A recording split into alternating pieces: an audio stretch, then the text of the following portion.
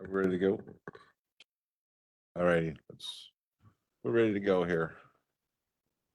All right. I'm going to call the meeting of the executive committee to order. First item on the agenda is approval of the minutes from the previous meeting. To approve. Motion has been made and seconded. All in favor, say aye. Aye. Opposed? Motion carried. Item number 2. The report by the county executive making an appointment to the Prairie Lakes Library System Board of Trustees. Move to recommend confirmation. Second. Any discussion? Okay, that would be Grace Allen on Ohio Street. Any questions or? All in favor, by signal by saying aye. Aye. Opposed? Motion carried. Item number 3. Report 2024-21 by county executive making an appointment to the Waterford Public Library of Trustees. And that, Recommend confirmation. I'll second confirmation. that would be John Christ of East of Waterford. Any discussion? All in favor, say aye. Aye. Opposed? Motion carried. Item number 4. Attorney Lansdorf, would you like to walk us into this? Sure. Thank you, Mr. Chairman, and good evening. Of course, we're all aware of the sudden and unexpected passing of County Executive Jonathan Delgrave on June 28th. And surely we all are feeling an immense and deep personal loss from Jonathan's passing as a man. But there are implications that we need to tend to in pretty short order relative to the vacancy that was created by Jonathan's passing. And so before you is a resolution, and I'll walk through just a little bit of the key details to be mindful of. So in the event of a vacancy in the office of county executive, the chairperson of the board of supervisors immediately succeeds to the office of county executive, assumes those duties and responsibilities thereof until the board has opportunity to confirm an appointment to the office. The key date to be mindful of there is that by July 29th, the chairperson of the board must make a temporary appointment to the office of county executive. It's anticipated that that appointment will be made at the next meeting of the county board on July 23rd, and the person who is appointed and confirmed by the board would serve the remainder of the term, would serve until the special election that needs to be ordered and that has been ordered by the county clerk. The county clerk is required by state law to order a special election within 7 days following the occurrence of the vacancy.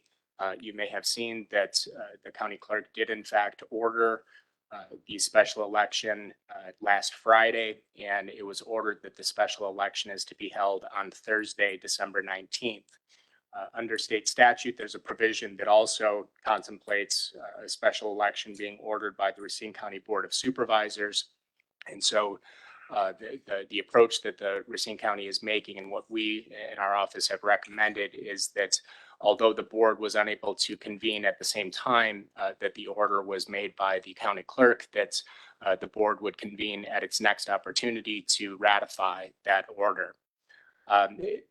I should point out that our office, we've worked very closely with the county clerk, with the board chairman, and also worked with Tolis law firm. That's a law firm that serves as legal counsel for the Wisconsin Counties Association, extremely well versed in matters of this sort. We collectively consulted with the governor's office, consulted with the State Department of Justice, the Wisconsin Elections Commission, leadership in the state assembly. And the guiding principles that we were cognizant of as we were going through this process was first and foremost ensuring that there's a fair and free election, trying to minimize any sort of potential confusion, and also trying to maximize voter turnout for that election. It's complicated because, or it was complicated in this instance because there's some competing statutes that we in other counties are bound by, but that are impossible for Racine County to achieve and to comply with all of them, given the date that the occurrence happened relative to the upcoming election in November. And so with all of that in mind, what we've recommended is that we would basically toll the statutory requirement that a special election be held within 62 to 77 days. We told that for a period of time where it would be impossible for Racine County to actually act because of this grace period where you can't have a special election without providing sufficient notice that's required under the statute that we cannot meet given the date of the occurrence. So we would toll that period until after November 5th. Again, we consulted with those various entities. None of those entities are in position where they can formally bless or approve the action that was being contemplated and recommended by Racine County. However, we heard no objection. We just wanted to ensure that we were looking at this through the appropriate lens, that we weren't being too quick to come to a conclusion, and that we were considering those appropriate resources. And so it is our recommendation that the special election be held on Thursday, November 19th. Just as an example of one of the complicating factors within the window where December 19th. Thursday, it's not common to hold elections on Thursdays. However, there's no statutory requirement, as far as we could tell, that requires elections to be held on a Tuesday. And if we were to hold it on Tuesday, December 19th, that would, working backwards, result in a situation where municipal clerks would be holding the general election or presiding over the general election in November, and at that same time receiving absentee ballots for a wholly separate election. So that again would betray that guiding principle of trying to avoid confusion. And so with that in mind, as a better alternative to holding the special election on a weekend, oftentimes a time of worship for people, or on December 24th, Christmas Eve, we arrived at the conclusion that Thursday, December 19th was the best option to uphold those guiding principles of fair and free election, minimal confusion, and maximizing voter turnout. So with that, between myself, the county clerk, and others, we can field any questions, but our recommendation is that this body approve and ratify that order for the special election to be held on Thursday, December 19th. Thank you. A motion would be in order. Mr. Chairman, I would move that we send to the county board this evening this draft resolution for an special election on December 9th. For first and second. Thank you. Motion's been made and seconded. Any discussion or questions?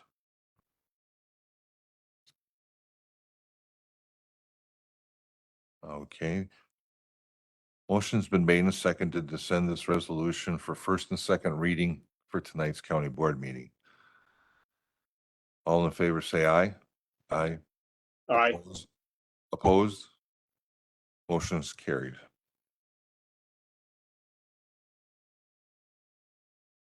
Item number 5. John Sturtevant, attorney, you want to walk us into this one? Sure. Good evening, Mr. Chairman and members of the board. I'm here to discuss, again, another opioid settlement. So as this board knows, and the committee, we've been before you guys, I think about 5 times previous. The first one dates back to 2017, which is, I think in December is when the executive committee authorized us to retain counsel and bring suit in these opioid matters. It took just a couple of years, about 4 to be exact, where we appeared before you again. Back in July of 21, we talked a little bit about Purdue bankruptcy that was filed. And then in December of that same year in 21 was when we had an offer and a settlement of, I think it was $26 billion between 3 of the big distributors and one of the large manufacturers. And when we had asked for authorization to enter into that settlement, we had what you pretty much have before you now, that same resolution and the addendum before you to allow us to accept those funds. And as you may recall, again, it's years and years ago, but those settlements were to be paid out. I believe the distributors had an 18-year timeframe to make those payments. And I believe the Johnson & Johnson manufacturer had a 5-year period. We were then in front of you about 2 years later in 23. And then at that time, again, we had another offer of settlement with, it was $20 billion, again, for 3 of the large pharmacies. So it was Walgreens, CVS, and Walmart. And then there were also 2 other manufacturers. That settlement was $20 billion. So if we're keeping score, we're now at 46 billion in those settlement dollars. Again, it was paid out over periods of years, some as low as 6 or 7, again, as long as 15 years. Again, that resolution and addendum was, again, similar to what you had authorized in 2021. We had, I think, possibly 1 or 2 other meetings with you guys. I think the most recent that I recall was in January of this year. We talked a little bit about this McKinsey settlement, and that one was a consulting firm who was alleged to have, been advising manufacturers and other industry participants on how they could sell as many opioids as possible. That settlement was $207 million. And that, again, we had been here, I think, back in January. So we're now here before you here in July because Kroger, again, one of the large pharmacies, has finally agreed to settle, and that's going to be for $1.2 billion over the next 11 years. And I think those payments may start, depending on how quickly the settlement is approved and finalized, they could be starting maybe one by end of this year, and then they would start, I think, March 31st of every year thereafter for that 11-year period. So again, that's the status of where we're at with settlements at this point. And so that's what you have before you, again, is a resolution that pretty much mirrors those 2 previous ones and this addendum to authorize that we enter into this settlement and start to receive those settlement funds. So take any questions? You could have a motion on the floor first, and then we'll have some discussion. That we sent this over settlement for the first reading. Second. Motion's been made and seconded. Any questions? Supervisor Trotter. Thank you, Mr. Chairman. John, thank you for updating us on one of these many issues. Reading through the resolution, I love attorneys because they've done good jobs for me in the past, but I'm confused on the resolution, page 3, lines 37 through 40, where it talks about a 25% fee. And then page 4, on lines 28 to 31, it talks about a 20% fee. Sorry, I'm being detailed, but what's the difference in the 25? I mean, it's the amount of that the attorneys can maintain for their proceedings. I mean, if you want to get back to me on that or the county on that. Well, I can tell you, Supervisor Trotter, that this is a form resolution that outside counsel would have put out. And what that is addressing is that my recollection is that our original agreement with them was for up to a 25% fee, but that because they have an opportunity to receive attorney's fees through this, what they call the multi-district litigation fund, they had agreed to cap that at 20% in that action. So that's my recollection as to why it may have been 25 and 20 difference. I'll be honest, I'm still confused. Okay. But that's what it was. I mean, because they were, I think, believing they were going to get X amount of funds through that multi-district attorney's fee fund. And that's why they agreed, I think, to cap that at 20%, 20. even though our agreement originally set up Was. at 25. 25. Thank you. Any further questions? Supervisor Wishaw. Since I'm still kind of new to this, what could those funds actually be used for? Is it slated just for specific use, or can they be used for? I mean, there's, in the original settlement and the continued ones, now the second and now this is the third, there's, I believe, about a 14-page exhibit or memorandum that explains what the funds can be used for. And they are, I mean, we've had them for Narcan and I think sheriff training. I think we now have some of these vending machines with some of this. So but it's a myriad of things that can be used for the settlement dollars. So primarily just law enforcement and human health. Human services. Right. Yeah, yeah. Okay. I mean, those would be the main Right. funding. Awesome. Thank you so much. Yep. Any further questions?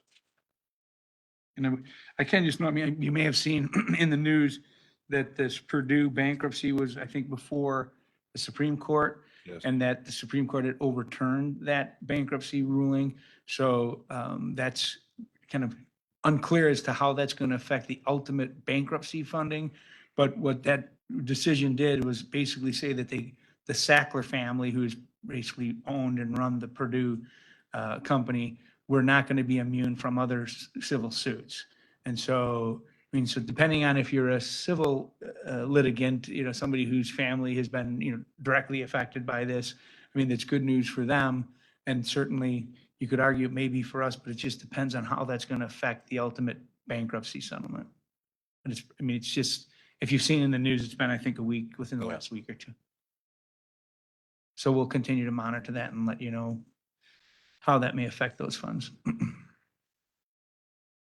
Any further questions? Call the question then. All in favor, say aye. Aye. Opposed? Motion's carried, Thank you. and we are adjourned.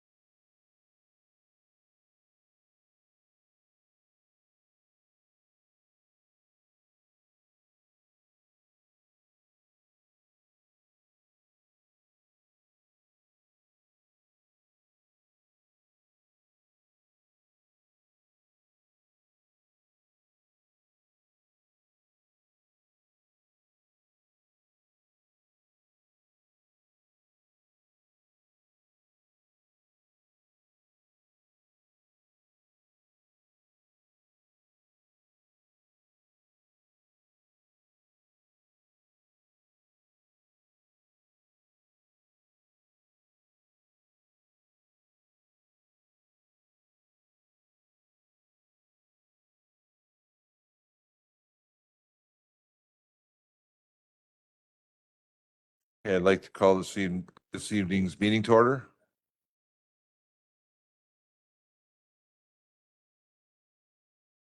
Could you call the roll? Supervisor Ekman is attending virtually. Supervisor Coleman may attempt to join virtually, otherwise she will be excused, and the rest of the county board is in the chambers. Okay. Item number 2 is the opening prayer. So, Mr. Hargrove, Reverend Hargrove, could you lead us in prayer tonight?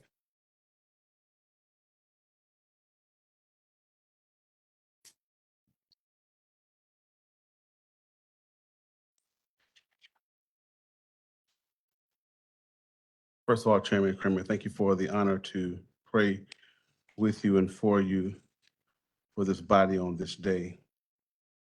Before we pray, soon as remember as we gather for this first session, since the tragic death of our County Executive Jonathan Delagrave, I know hearts are heavy and even some possibly still in disbelief as we continue to enter into this next chapter.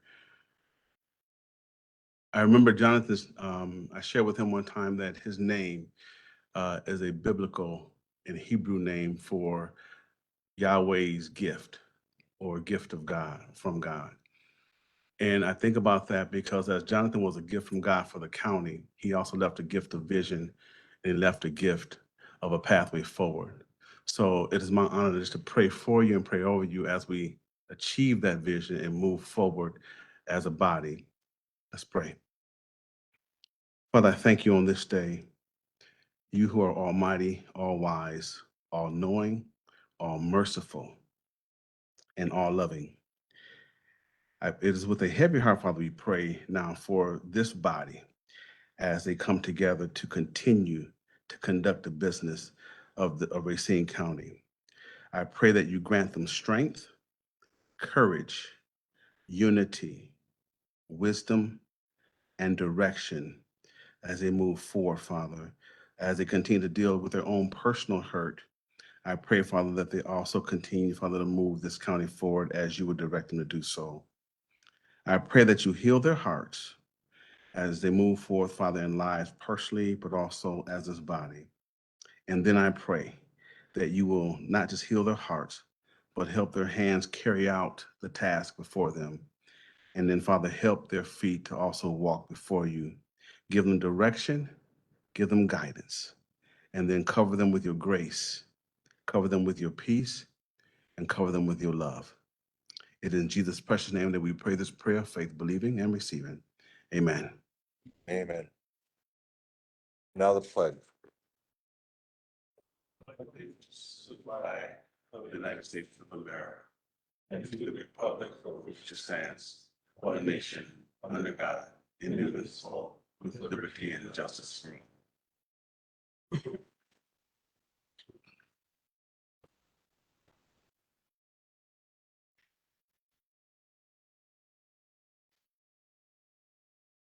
Supervisor Miller.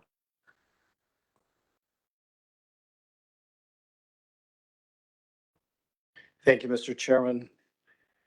Clearly, we are all still in shock over the loss of our beloved county executive.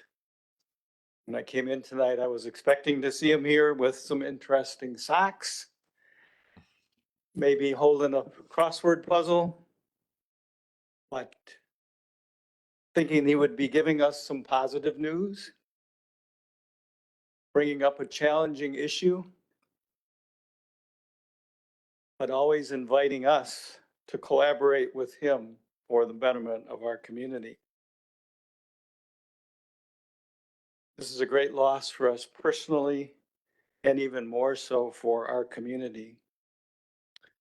At the visitation yesterday and the funeral today, it was abundantly clear that our county executive was not only beloved, but he touched so many different people from so many different walks of life in so many segments of our community. We were brought together to mourn his loss by a man who was so special and who brought us together to move this county forward. So clearly he will be so missed. So tonight we have our resolution of sympathy. And just to review, there's 5 steps. I will ask that we can consider this, then I will move its adoption. 3, there will be a vote. 4, the clerk will read the resolution. And finally, 5, at the call of the chair, we will stand for a moment of silence. So I do ask that we are able to take up now Resolution 2024-22.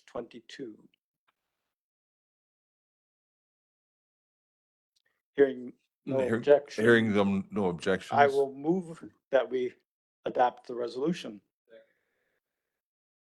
Motion's been made and seconded to adopt resolution 2024-22. Wendy, could you read that? Don't need a vote, okay. All in favor, all in favor, say aye. Aye. Opposed? Motion carried. Resolution number 2024-22 by individual supervisors expressing sympathy to the family of Racine County Executive Jonathan Delagrave. To the honorable members of the Racine County Board of Supervisors, whereas on June 28th, 2024, Racine County Executive Jonathan Delagrave unexpectedly passed away at the age of 51. And whereas a lifelong resident of Racine County and a dedicated public servant, Jonathan devoted more than 2 decades serving in numerous roles in Racine County government, including as director of the Racine County Human Services Department. And whereas Jonathan was elected county executive of Racine County in April of 2015 and was reelected in April of 2019 and April of 2023. And whereas Racine County Executive Jonathan's priorities were attracting economic development, developing a ready workforce, and expanding mental health services. And whereas even more than his countless professional accomplishments, however, Jonathan will be remembered for his compassion, grace, good humor, generous and collaborative spirit, and vision. And whereas Jonathan was a leader in every sense of the word and embodied the adage, leadership is action, not position. Now, therefore, be it resolved that the Racine County Board of Supervisors stand and pause for a moment of silence in memory of Jonathan Delagrave. And be it further resolved that the county clerk send a copy of this resolution to the family of Jonathan Delagrave, along with the sincere sympathy of the Racine County Board of Supervisors. Stand for silence.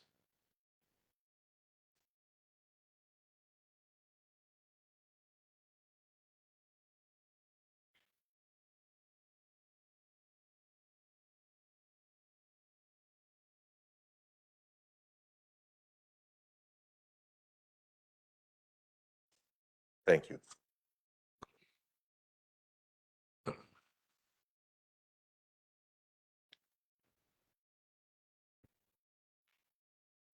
Item number 4 is public comments. Racine County limits the speakers allotted to 3 minutes by ordinance. Vice Chairman Meyer will be giving you a 30-second warning.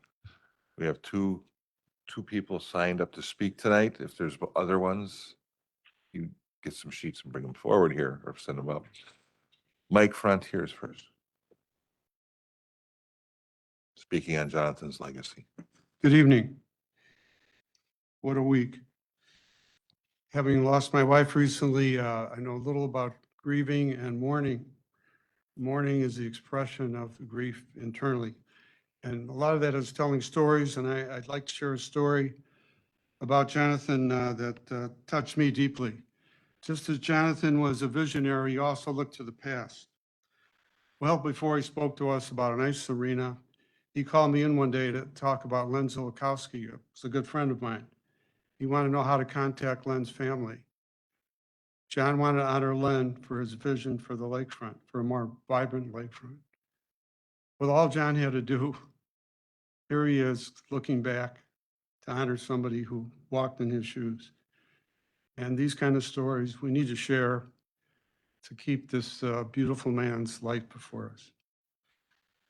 I must say that we're honored as part of the Racine County Ice Center. We met several times with John over the past 5 years, and we'll cherish those memories. In fact, after the last meeting, 2 days before, as his old principal, I went and gave him a hug and thanked him for all he did for kids in our community. We, as a board, when our ice rink comes to fruition, want to certainly recognize John with a memorial in the lobby.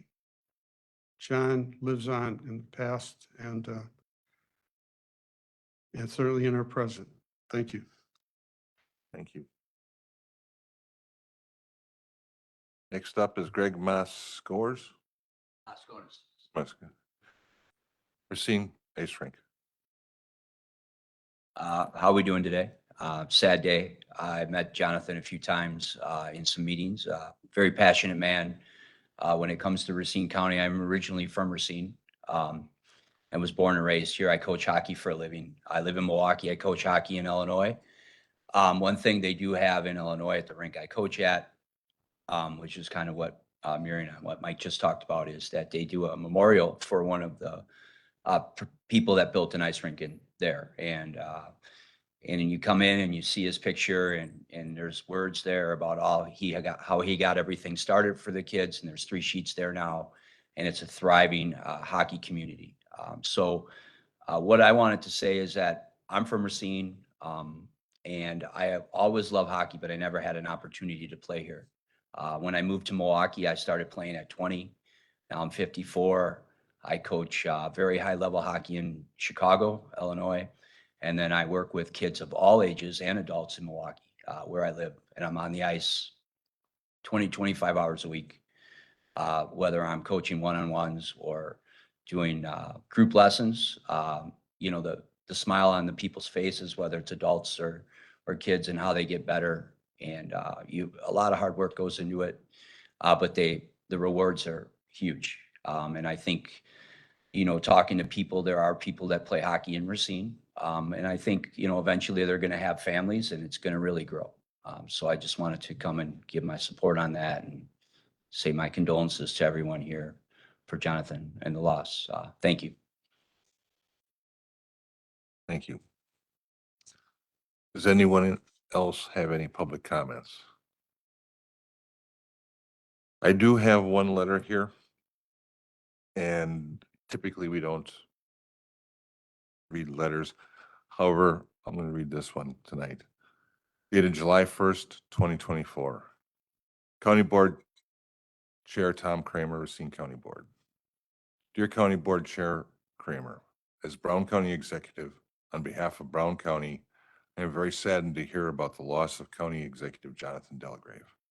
I extend our genuine sympathies to all of Jonathan's colleagues, friends, family during this period of distress. Jonathan was a tremendous asset to Racine County and the state of Wisconsin, and his presence will always be missed among us. I personally enjoyed working with him and found his best characteristics to be honesty and community driven. Once again, I would like to extend our heartfelt condolences to the staff and County Board of Supervisors. May Jonathan rest in peace. Peace. Sincerely, Troy Streckenbach, Brown County Executive.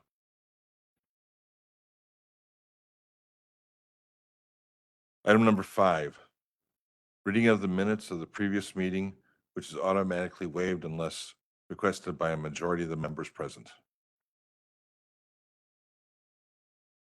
Seeing no objections. Resolutions and ordinance referred to committees. There are none. Introduction of resolutions and ordinance for first reading and referral. Resolution number 2024-23 by Finance and Human Resources Committee and Executive Committee authorizing implementation of a cost-effective, highly reliable, countywide, interoperable public safety radio system, 911 radio infrastructure, and authorizing $23 million in funding for the radio system, backhaul network, dispatch consoles, subscriber units, site capital improvements, and professional services. Resolution number 2024-24 by Finance and Human Resources Committee and Executive Committee authorizing the design and construction of a new Racine County Public Safety Building and authorizing funding for the same in an amount not to exceed $40 million. Resolution number 2024-25 by Finance and Human Resources Committee and Executive Committee authorizing the design and construction of the mental health building at 1720 Taylor Avenue, Racine, Wisconsin, 53403, and authorizing an additional $23 million in funding for the design and construction of the mental health building and renovations at the Dennis Cornwolf Service Center, 1717 Taylor Avenue, Racine, Wisconsin, 53403. Resolution number 2024-26 by Finance and Human Resources Committee and Executive Committee authorizing the revitalization of Reef Point Marina and authorizing $32,500,000 in funding for design and construction of Reef Point Marina revitalization. Resolution number 2024-27 by Finance and Human Resources Committee and Executive Committee authorizing $5 million in funding for the design and construction of an indoor community ice arena facility. Resolution number 2024-28 by Finance and Human Resources Committee and Executive Committee authorizing $23 million in general obligation bonds for 911 radio infrastructure projects. Resolution number 2024-29 by Finance and Human Resources Committee and Executive Committee authorizing $40 million in general obligation bonds for the public safety building construction projects. Resolution number 2024-30 by Finance and Human Resources Committee and Executive Committee authorizing $23 million in general obligation bonds for mental health building construction and human services building renovation projects. Resolution number 2024-31 by Finance and Human Resources Committee and Executive Committee authorizing $32,500,000 in general obligation bonds for the Reef Point Marina revitalization projects. And resolution number 2024-32 by Finance and Human Resources Committee and Executive Committee authorizing $5 million in general obligation bonds for the indoor community ice arena projects. Vice Chairman Meyer. Thank you, Mr. Chairman. If there's no objections, I would ask for unanimous consent to bring forward from the Executive Committee who met tonight for resolution number 2024-33 by the Executive Committee authorizing and ordering that a special election be held on Thursday, December 19th, 2024 to fill the unexpired vacancy for the Racine County Executive. Also, from Executive for first reading only would be resolution 2024-34 by the Executive Committee authorizing Racine County to enter into a settlement agreement with the Kroger Company that was presented earlier at the Executive Committee, sir. Okay.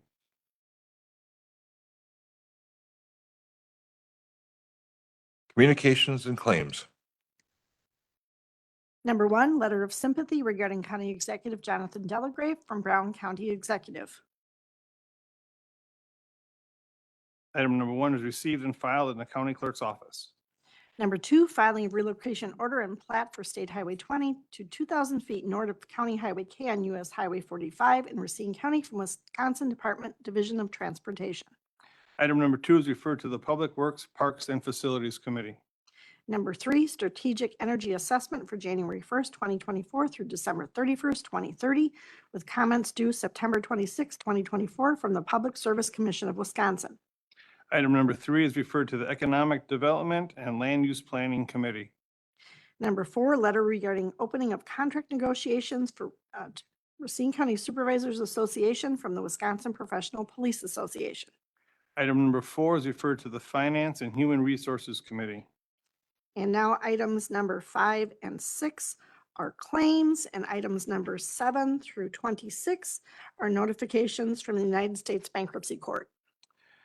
Items number 5 through 26 are referred to Finance and Human Resources Committee and Corporation Council. Request for Supervisor Miller.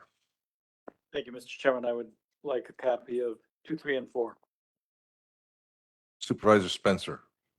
Thank you. I'd like a copy of 3, 4, and 5. Supervisor Rakowski. Copy of number 3, please. Supervisor Horth. Copies of 2 and 3. Supervisor Wishaw. Copies of 2, 3, and 4, please. Supervisor Trottier.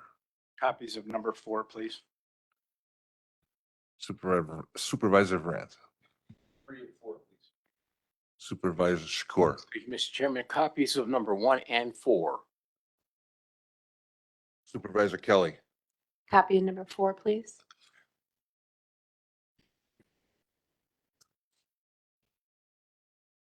Supervisor Coleman. You have your hand up. Would you like? 1, 2, 3. Thank you. Supervisor Tom Pritzker, yeah. Number 4, please, Mr. Chairman. And I will request 2, 4, and 5.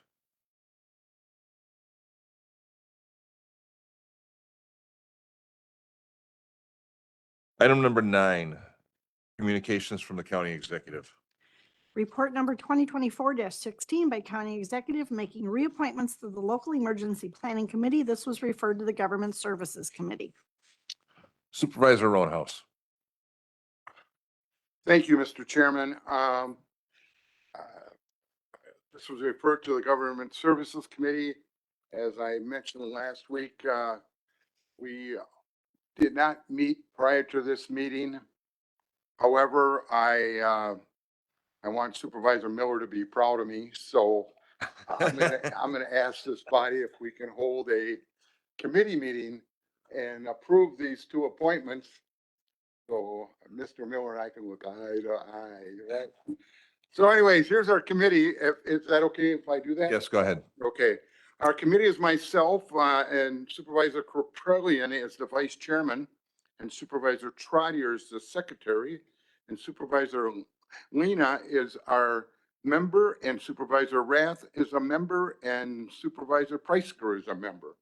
And I think they're all in attendance, so I'm going to call the meeting to order. And I think that's official enough, correct? So I call the committee meeting to order, and I'm going to entertain a motion to approve resolution or report number 2024-16. We have a motion to approve. We have a second. Do we have any discussion relative to this motion or of this report? Hearing none, I'll call the question. A voice majority vote. All in favor, say aye. Aye. Oppose? The motion carries, and I'm going to ask Supervisor Corpellian to adjourn the committee. All right. Okay, and Mr. Miller, are we on good standing now? All right. Thank you. Okay, so is there a motion? So we've got a motion to approve to making appointments to the Racine County Emergency Planning Committee, and that appointment is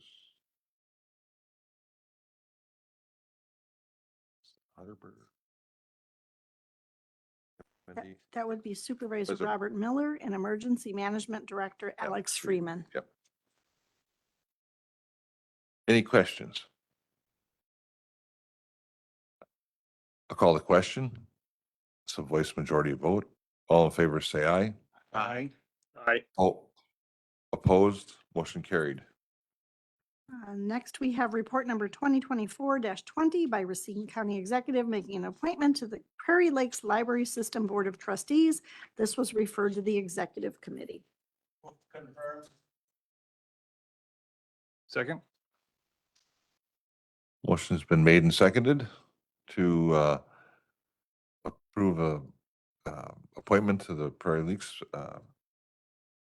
You want to give Sure. us a little? Sure. Thank Timothy? you, Mr. Chairman. Your executive committee met earlier and approved the recommendation of the county board for Grace Allen for the trustee to fill a vacancy, and then their term will expire January 1st of 2026.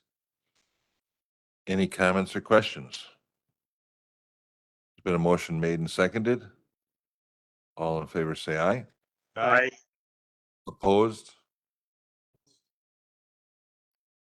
Motion carried. Next, we have report number 2024-21 by County Executive making an appointment to the Waterford Public Library Board of Trustees. This was also referred to the Executive Committee. Confirm. Second? Motion's made and seconded. Vice Chairman. Thank you. Thank you, Chairman. Your executive committee met again earlier this evening for 2024-21, making a appointment for the Waterford Public Library Board of Trustees. This was a John Kiss, and this would be a term to expire on April 30th, 2027. Any questions or comments? Motion's been made and seconded to confirm. All in favor, say aye. Aye. Opposed? Motion carried. And one more, we have report number 2024-22 by County Executive making a recommendation for a reappointment to the Racine Board of Harbor Commissioners. This was referred to the Public Works, Parks and Facilities Committee. Supervisor Hopkins. Chairman, permission to call Public Works Committee to order. Go ahead. All right. Report 2024-22, the term of Daniel R.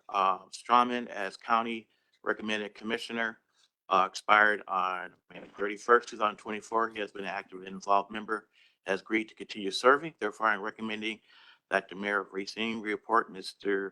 Strawman to the board for term to expire May 31st, 2027. Can I get a motion to approve? Motion to approve. Okay, seconded. Okay. All in favor? Aye. Any opposed? Motion passes. Mr. Chairman, could I ask who the motion and the seconder were? I know it came from this side. Pardon me? I made the motion. Okay, thank you. I couldn't hear with the,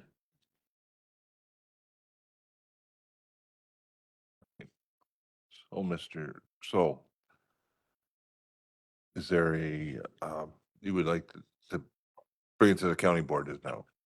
Yes, definitely. County There- board. So is there a motion to approve? Second.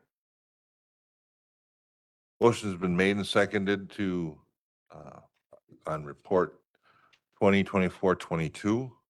Any questions? All in favor, say aye. Aye. Opposed? Motion carried. Number 10, standing committee reports containing recommendations on items referred. there are no reports. Second reading of resolutions and ordinances. We have none under the majority vote group, so we will go to the 2/3 majority vote. That would be resolution number 2024-19 by Finance and Human Resources Committee authorizing creation of one FTE non-rep exempt E040 register and probate effective July 13th of 2024 and transfer of $31,519 within the 2024 Clerk of Courts budget. Resolution number 2024-20 by Finance and Human Resources Committee authorizing a comprehensive salary study and the transfer of $200,000 within the contingent fund 2024 budget. And resolution number 2024-21 by Finance and Human Resources Committee authorizing the settlement of the lawsuit of Mend Correctional Care PLLC. Motion has been made and seconded.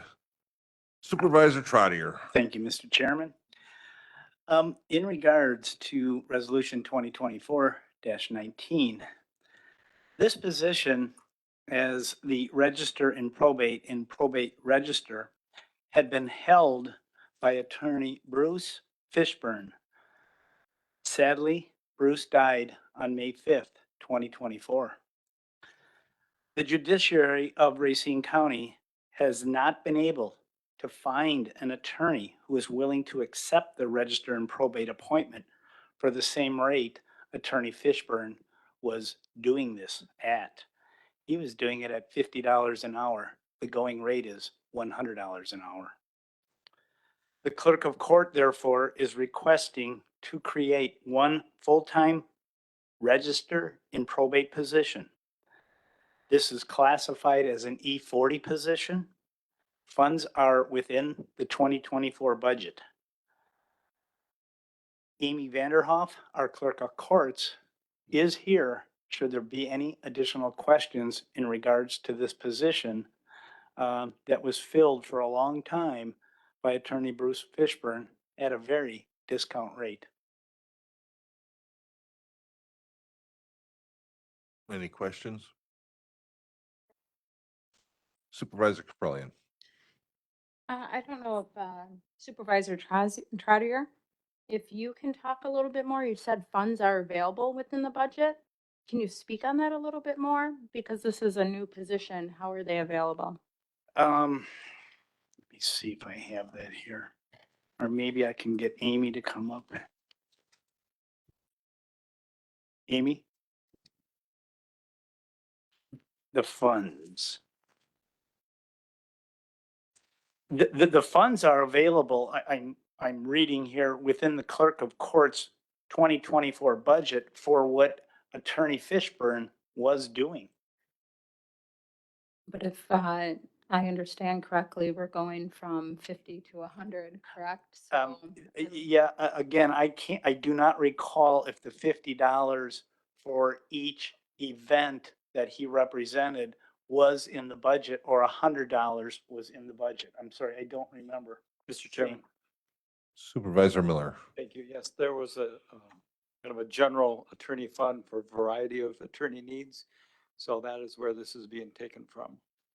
And there is sufficient funding for the rest of the year. If you don't mind, so if I understand that correctly, there is just a lump budget that not only covered that, but other things within that. That is department, correct. And it's just being extracted for that. That is correct. Good question. Thank you. Thank you, Supervisor Miller. Any additional questions? I do. Supervisor Spencer. So I'm not clear if this, I guess I'm wondering what this new position's salary is going to be.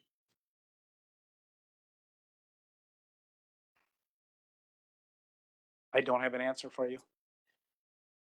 Anyone in the, It, Well, I could take $31,519.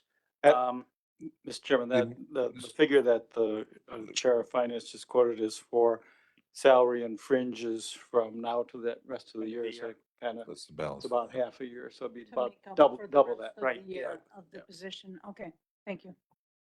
Thank you, Supervisor Miller. Any further questions? Next up, Next up, Supervisor. 2024-20 is to conduct a comprehensive salary study. I'm going to note the benefits to reduce legal risk and liability, to ensure competitive and equitable compensation, and strategic future planning. We have had in the last 2 or 3 years a considerable organization changes, but we have the addition of the Public Health Division, and we have gone from many contracting employment positions to full-time positions. Note that the last study that was done was over 10 years ago.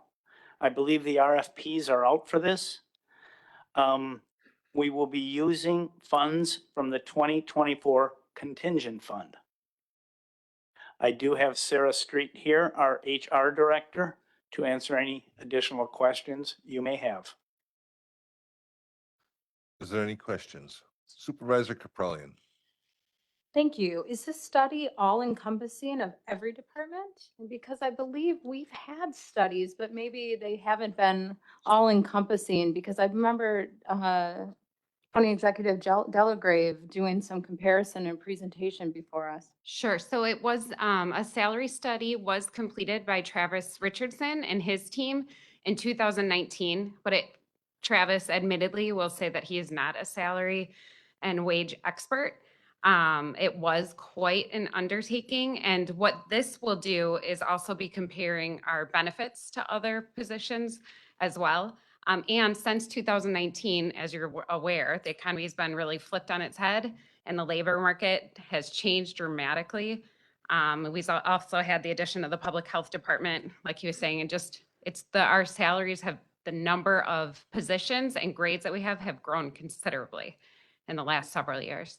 I can definitely be in support of it. I think it'll be very helpful for us to see how we line up. Yeah, thank you. Mr. Chairman. Supervisor Forth. Yes, while you're up here answering, where does $200,000 come from? How did that number get established as being the quote, not to exceed type of assumption? So I talked to my counterparts in other counties who have conducted similar salary studies to get a general idea of how much this would cost. And like Supervisor Trottier had pointed out, we're doing an RFP. They're actually due this Friday. So we'll get what the actual cost will be as soon as this Friday. And if I may, Mr. Chairman, Go ahead. when were those other studies purportedly done? Because my concern would be is if they were speaking to studies that were done back in 18, 19, 20, today's numbers would be something different than that. So I'm Yeah. just curious. It was all within the last 2 years. Everything was within the last. Yeah, from the Walworth County and Kenosha County are the counties that I spoke with. Thank you. Any further questions? I do. Supervisor Spencer. I just have a question for Supervisor Trottier. Could you restate the benefits? I heard reduced risk. ensure Reduce competitive- legal risk and liability, ensure competitive and equitable compensation, and third, strategic future planning. Thank you. Any further questions on this item? Okay, next resolution. Resolution 2024-21. This was recommended for settlement by the Finance Committee to the County Board. If there are any questions, please contact our legal department. Remember, call them between first and second reading should you have any issues or questions about settlement of lawsuits. So with that, there's a motion been made and seconded. These are a 2/3 majority vote, so if you could bring up the screen, John. Supervisors will first have to check in.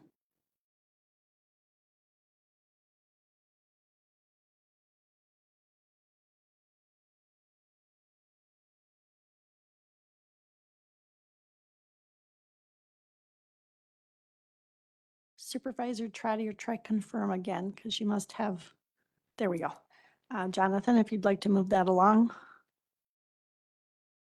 Supervisor Coleman, how do you vote?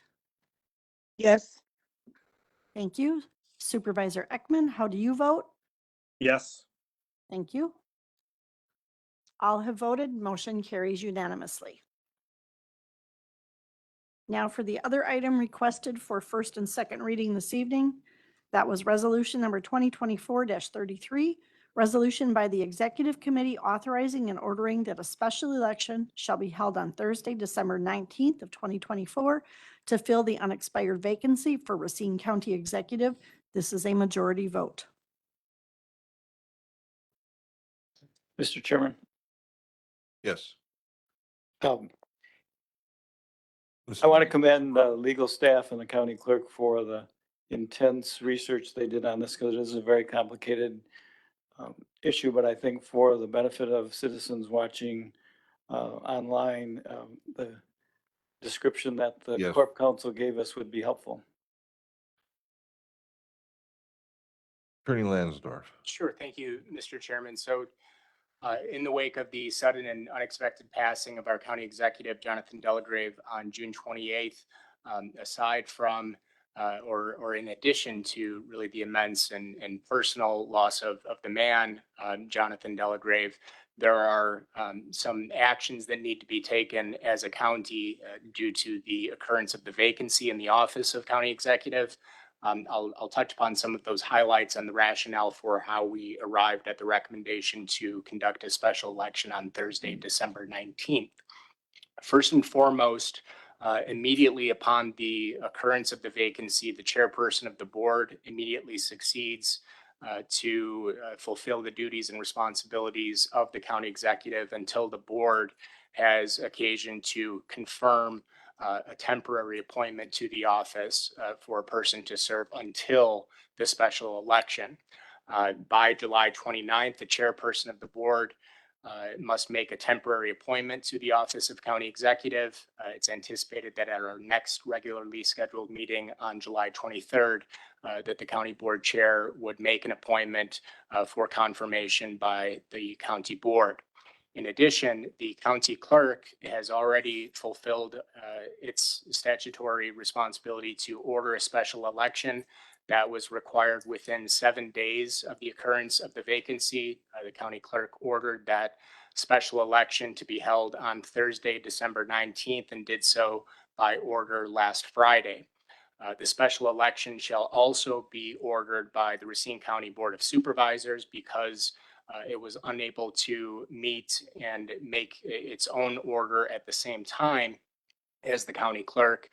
What's before the county board this evening is a resolution that would essentially ratify the order that was made by the county clerk. As indicated, this is a complicated matter because of the date of the occurrence of the vacancy and our upcoming general election to be held in November of this year. There are conflicting statutory requirements, one that requires that a special election be held within 62 and 77 days from the date of the order. That conflicts with some of the time requirements whereby you cannot hold a special election if it is occurred and it needs to be noticed within a certain time period of the general election. And so given the complexities of this, our office has been working closely really from the date of the occurrence of the vacancy, from Jonathan's tragic passing. We've been working with the clerk's office, with the county clerk, with our county board chair, working closely with Atolis law firm out of Milwaukee. They serve also as legal counsel for the Wisconsin Counties Association. And we have been consulting repeatedly with the governor's office, with the state Department of Justice, with the Counties Association, with the Wisconsin Elections Commission, and with the speaker's office in the assembly to not seek their approval.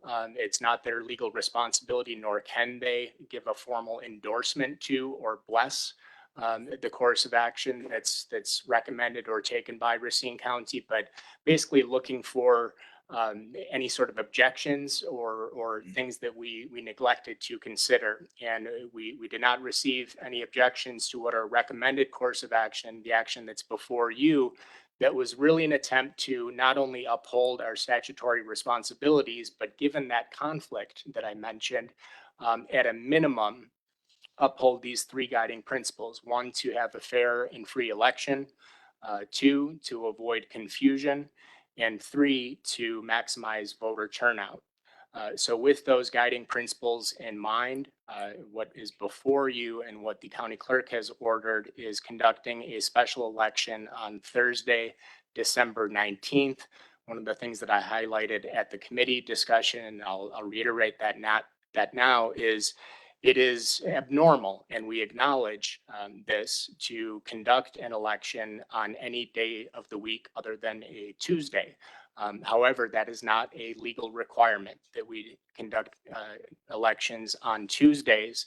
And given where the dates would fall, essentially between December 17th and December 24th, December 17th, working backward, if we were to have the special election on that date, a Tuesday, you would have the possibility and frankly, the likelihood of confusion, where at that general election in November, municipal clerks would not only be facilitating and presiding over the general election, but at that same time receiving absentee ballots for a wholly separate election. And so the opportunity for confusion would likely transpire in that situation. Similarly, we saw issue with trying to conduct a special election on a weekend, often a time of worship for many people. December 24th, a Tuesday, that's Christmas Eve.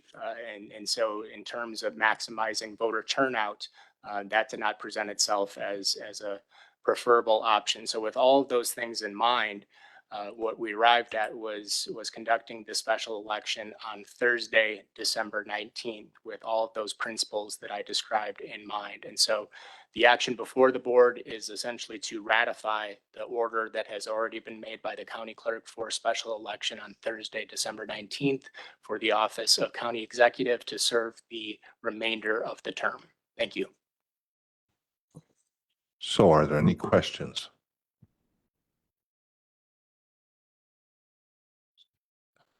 Supervisor Cole.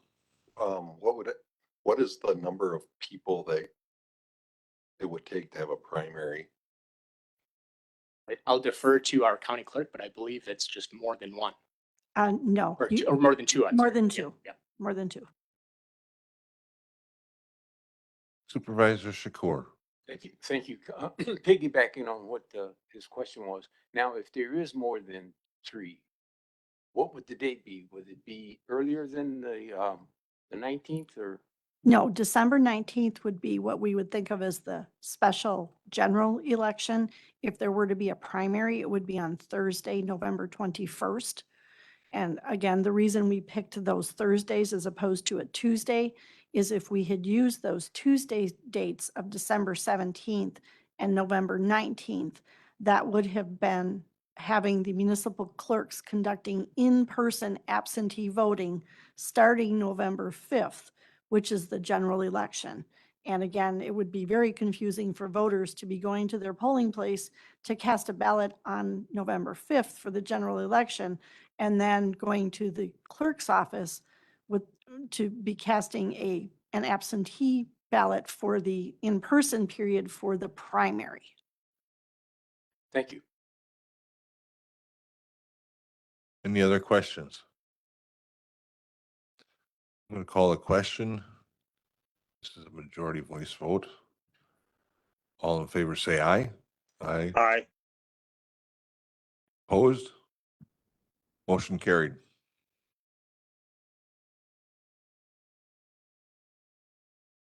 Item number 12, recommendations and resolutions and ordinance from previous meetings and or actions on vetoes. There are no items. Item number 13, reconsideration of and or notice of intent to reconsider resolutions and ordinances. There is no notice. Number 14, informational reports. There are none on tonight's agenda. Item number 15, miscellaneous business announcements and oral reports. I have one. Every year, the Wisconsin Counties Association meets for 2 days for its members. Number of us have been there. If you've never been there, typically the first year you have a waived attendance fee. That starts on September 22nd to 24th. And the early bird special goes till August 2nd. So if you're interested, contact Wendy. And I encourage first-time attendees, if they can get away from work, to attend that. Any other? Mr. Chairman. Yes, Mr. Rownhouse, Supervisor Rownhouse. I'm going to ask permission here. I've been a long tenured elected official, most of the time in government, and we've had a very heavy emotional week, and I want to read a letter that we should hear, and it has a story involving Jonathan, and it's only 4 paragraphs, and I ask permission to do that. Is that okay? Proceed. Okay. This is from the Eagle Lake Management District, which I've been a member because of my position, I'm automatically assigned to that Eagle Lake Management District, and I've been on it for 10 years. This involves our Public Works Department and Director Beam, but he's such a classy guy, he would never tell you this, so I'm going to. So it's a real neat story, 4 paragraphs, and then a neat little story about good old Jonathan, okay?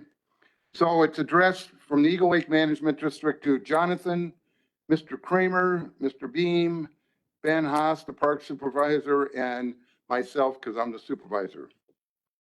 Gentlemen, on behalf of the Eagle Lake Management District Board of Commission, I want to extend my many thanks and much appreciation for all the help and efforts that Racine County has provided our Lake District within recent months. It all began last fall when the county hosted a wonderful dedication of Hermes Landing. I gotta get this. Hermes Landing at Eagle Lake Park. The event was extremely meaningful to Don and his family, as well as our local lake community. Everyone was very delighted to come to it, to see it come to fruition. Don still reports back to frequently and drives over to the park just to look at his sign. Don is 95 years old and lived on the lake forever. Hold that thought. 2 more paragraphs. Next, a new carp barrier was installed at Eagle Lake Dam. The new design is impressive. It is obvious time and money went into the barrier, and it was installed just before the spring carp run. Crews from Racine County had installed the barrier during high water flows, so I imagine there was added challenges to install this process. Having the new barrier in place is a huge relief, as it greatly benefits the lake's it's the lake's ecology by preventing carp from reestablishing a population in lake. Lastly, when we suddenly faced a location to dispose of our harvested weeds, Tom, Raleigh, and Ben worked out an agreement for us to use the quarry out at Western Racine County. The irony of losing our previous dump site came at a time when we just purchased a brand new truck to improve reliability. Having all the pieces fall in place for our harvesting program operation to operate properly, a key during the few short months of summer to run the program. Thank you again for your support. I wish you all a very enjoyable summer. Jay Gullah, Chairman of the Eagle Lake Management District. Now, paragraph 2, when we talked about Don's Don's Hermes Landing. They had a dedication. Don, I said, was 95 years old. He's an icon by definition, okay? Everybody in the lake knows him. So they had this dedication, and who shows up to oversee the dedication but our beloved Jonathan. And good old Jonathan, who talked about Don, and Don, 95 years old, he couldn't stop smiling. And as it said in the letter, he still drives out to look at his sign. Now, if that doesn't give you a warm spot in your heart, you've got to quit breathing, okay? So anyways, thank you for the time.